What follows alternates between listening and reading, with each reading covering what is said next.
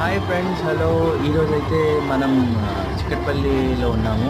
ఇక్కడ film actor Keerthy Suresh అయితే మాంగళ్యం షాపింగ్ మాల్ని ఓపెన్ చేయడానికి అయితే రావడం జరిగింది. సో అక్కడ చూస్తున్న విజువల్స్ ఇవి. కీర్తి సురేష్